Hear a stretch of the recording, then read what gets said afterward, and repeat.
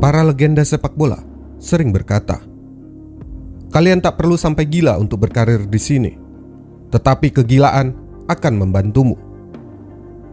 Ya, sedikit kegilaan bisa jadi membantu. Karena dalam kompetisi apapun, kita akui saja bahwa orang baik tak selalu finish menjadi pemenang. Sepak bola butuh intrik, kenakalan, dan tentu saja sedikit kekerasan di beberapa sisinya. Tanpa itu, bayangkan betapa membosankannya permainan ini. Percaya atau tidak, tak semua pemain bisa melakukannya. Dalam catatan sejarah sepak bola, para pemain barbar menjadi tipikal yang istimewa. Kita membencinya, tetapi kita juga mengharapkan ada berandal yang siap berperang di tengah-tengah tim yang kita bela. Mereka kadang dijuluki shit house, bajingan, atau preman lapangan. Tetapi tuan-tuan pembuat onar ini selalu memiliki tempat sebagai pahlawan di hati penggemarnya. Dalam Bola Hari Bad Boy Edition, mari kita simak siapa saja preman lapangan yang ditakuti sekaligus dicintai dalam sejarah sepak bola.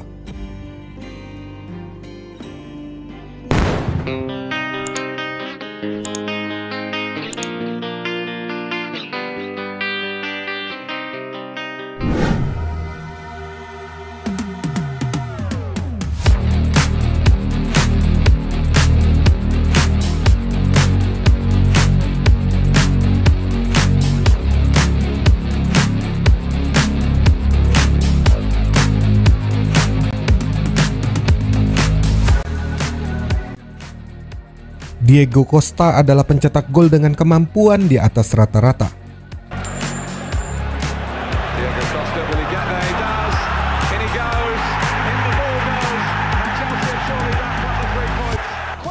Tetapi selain kemampuan hebatnya itu, Costa juga hebat menggunakan mulut, tangan, dan kakinya saat berseteru dengan lawan.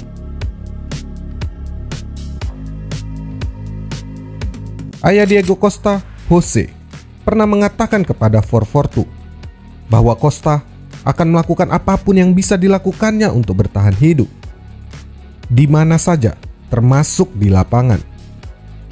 Permainannya brutal, tak beraturan, dan menurutnya itu adalah seni memenangkan pertempuran. Watch the challenge coming back from Diego Costa, and that's why Carvajal reacts straight away. And he's standing up for the player who was kicked, and everybody. Mungkin karena dibesarkan di jalanan Lagarto yang keras, jadi prinsip utama yang dia pahami adalah hanya yang kuat yang bisa bertahan.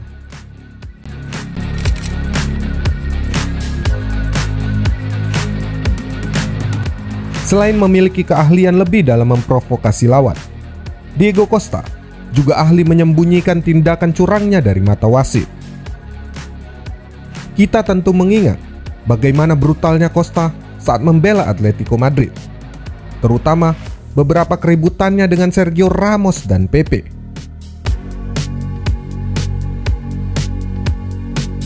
Costa menunjukkan seninya sendiri untuk itu.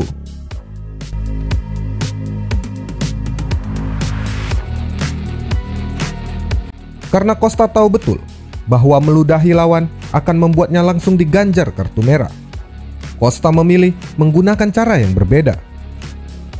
Ia meludahi tangannya, lalu mengusapkannya ke Ramos. Mungkin Costa berpikir, toh dia bukan meludahi, dia hanya mengusapkan ludah.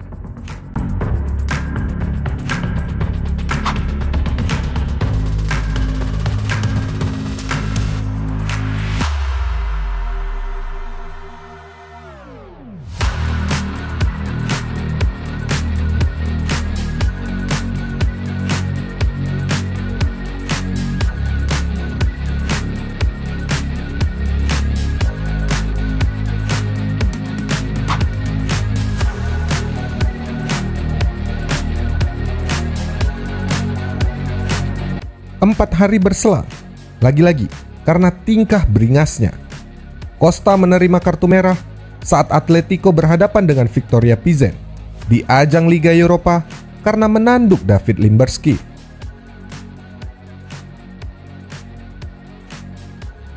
Akibat insiden tersebut, Costa dihukum larangan 4 pertandingan.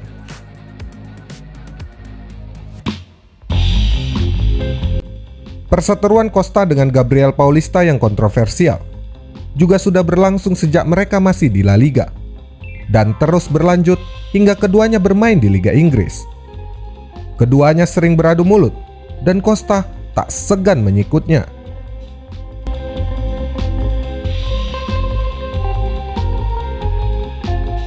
Selama karirnya di Chelsea, Costa berhasil merebut tempat pada semua headline berita utama di Liga Inggris.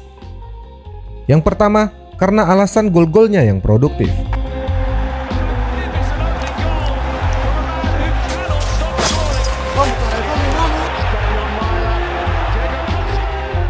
Dan yang kedua, tentu karena perilaku bengalnya yang kadang tak terkendali.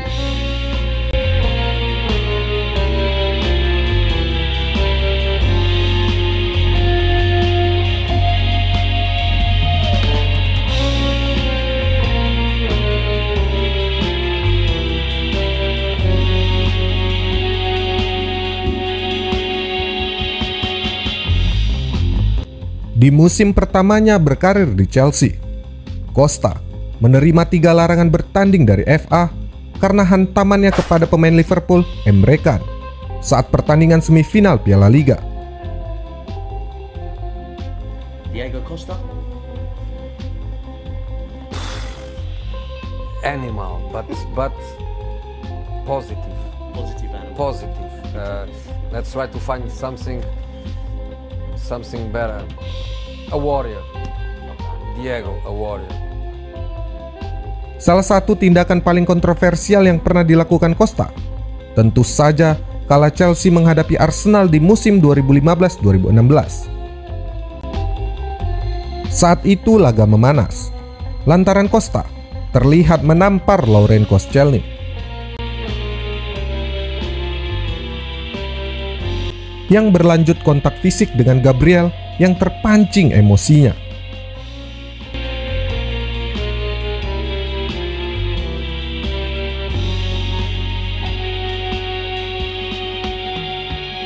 Namun, bukannya menghukum Costa, Mike Dean malah mengusir Gabriel yang kemudian mengubah arah permainan. And get away with it twice. Well, Mike Dean knows the answer to that. It's all going off now. Gol Kurt Zouma dan gol bunuh diri Callum Chambers melengkapi kekalahan 2-0 Arsenal yang bermain dengan 9 orang karena Cazorla juga terkena kartu merah. Arsene Wenger pun menyebut tindakan Costa tersebut menjijikkan. Tak lama, FA menghukum Costa karena terbukti melakukan provokasi dalam pertandingan itu. Meski baru saja mendapatkan hukuman dari FA, Costa kembali terlibat dalam aksi kontroversial saat timnya Chelsea kalah 2-0 melawan tuan rumah Everton pada babak perempat final Piala FA. Pada pertandingan tersebut, Costa diganjar kartu merah setelah mendapatkan 2 kartu kuning. Sebelum diusir wasit, Costa sempat terlibat perseteruan dengan gelandang Everton, Gareth Barry. Dari tayangan ulang, Costa tampak mengejar dan menempelkan wajahnya dengan Barry. Kemudian, ada dugaan Costa telah berusaha menggigit leher Barry.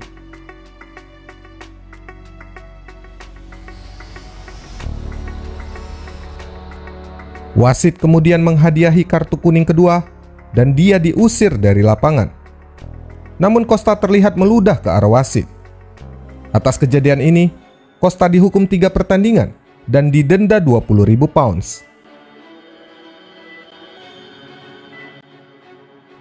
Mengawali musim 2016, Costa sudah menjadi berita utama kembali karena tackle-nya terhadap Adrian. Namun, Diego Costa hanya mendapatkan kartu kuning atas insiden tersebut. Pada Juni 2017, karena tidak masuk dalam rencana Conte, dia menolak untuk latihan bersama Chelsea dan malah berlibur ke Brazil.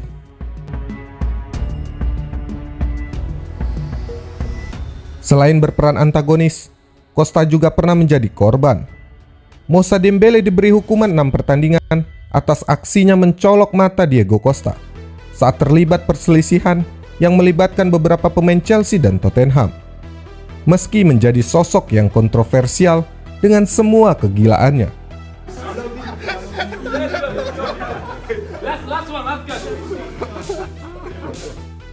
Banyak pemain mengatakan Diego Costa adalah orang yang berbeda di luar lapangan. Your goal, please. Hah? Your goal. No comprendo. Golazo. Beautiful or no beautiful? Me? Golazo. Golazo. English, please. Beautiful. Dia humoris, penuh tingkah konyol, dan selalu berusaha membuat siapa saja tertawa.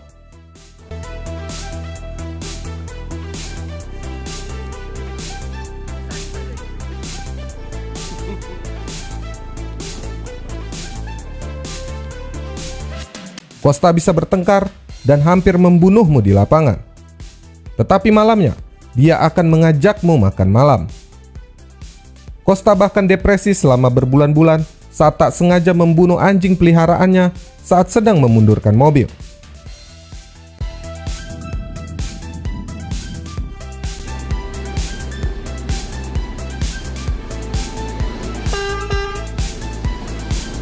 Ya, ada begitu banyak cerita tentang Diego Costa.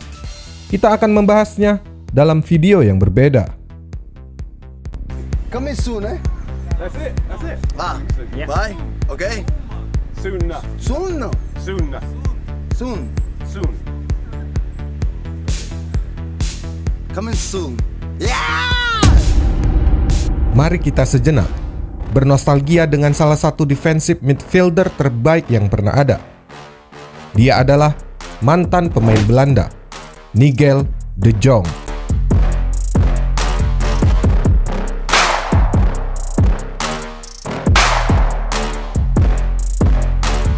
Selain dijuluki The Destroyer, dia juga dijuluki The Lawn Mower, yang berarti mesin pemotong rumput.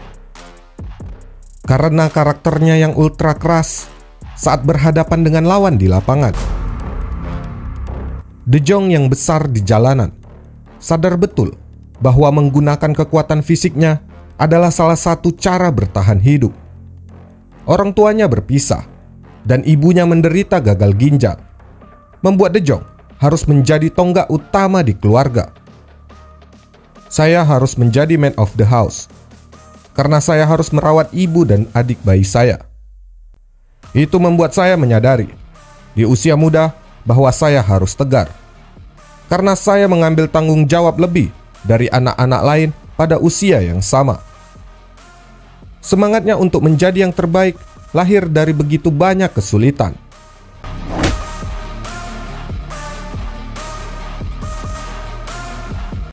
Dan di lapangan, De Jong menggunakan filosofi yang sama. Dia harus bersikap keras jika ingin menang dan tak mau diremehkan. Permainan De Jong dikenang terutama karena tackle kerasnya. Sayangnya, tackle-tacklenya terkadang melampaui batas sportivitas. Tackle-nya yang mematikan pernah mengenai Martin Jorgensen, gelandang tengah Denmark, pada Piala Dunia 2010 di Afrika Selatan. Saat itu, keduanya tengah memperebutkan bola pada menit ke-28. Tackle De Jong bahkan meninggalkan bekas pada pergelengan kaki Jorgensen. Hanya beberapa menit setelah kejadian itu, tackle-nya kembali membuat pemain Denmark lain, Nicolas Bertner, tersungkur ke tanah. Dalam periode itu, Belanda akhirnya memang berhasil melaju ke final. Namun, mungkin karena tekanan untuk menang, lagi-lagi De Jong melakukan pelanggaran brutal, yaitu terjangan ala kungfu Nigel De Jong ke dada Xabi Alonso. Saat terjadi perebutan bola di lini tengah, Alonso melompat, De Jong pun melompat. Namun, apa yang terjadi sungguh di luar dugaan. Namun, Howard Webb, wasit yang memimpin pertandingan itu, hanya memberinya kartu kuning. Webb kemudian memang menyesali keputusannya. Dia lantas bercerita, "Saya memang menerima banyak komplain atas keputusan itu. Tapi saat itu, saya masih merasa keputusan itu adalah keputusan yang tepat. Sampai kemudian, di ruang ganti, asisten wasit membuka ponselnya. Wajahnya pucat. Dia mengatakan, De Jong harusnya di kartu merah. Orang dari markas pusat wasit mengatakan dia harusnya diusir. Saya tak menghiraukannya, sampai saya membuka ponsel saya. Rekan polisi saya mengatakan, Howard, itu bahkan bukan kartu merah. Itu penyerangan yang harusnya dipenjara. Beberapa bulan kemudian, pada pegelaran Liga Inggris, saat Manchester City bertemu dengan Newcastle di awal Oktober 2010.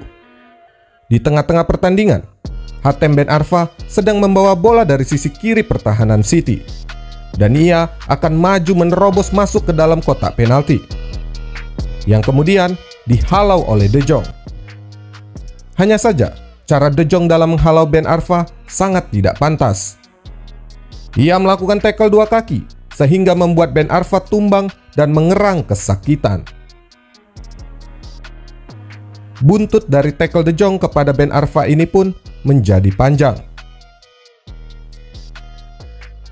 Ben Arfa akhirnya harus absen membela Newcastle selama setahun karena menderita cedera di bagian tibia dan fibula kirinya. Ben Arfa harus menjalani serangkaian operasi, dan selama masa cederanya, De Jong kerap mengiriminya surat yang berisi permohonan maafnya karena telah mencederai Ben Arfa. Pada Piala Dunia di Brazil tahun 2014, lagi-lagi De Jong menunjukkan kebengalannya untuk pemain Spanyol, tapi kali ini Sergio Busquets yang menjadi korban. Saat membela Milan, tackle-nya yang tidak penting memaksa Joshua Kimmich keluar lapangan. Peristiwa itu terjadi pada 4 Agustus 2015 dalam laga AC Milan melawan Bayern Munchen di semifinal Piala Audi di Allianz Arena.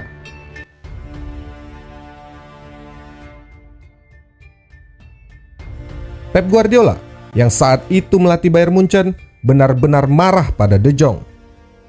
Pep bahkan menunggunya di lorong menuju ruang ganti pada saat jeda babak pertama.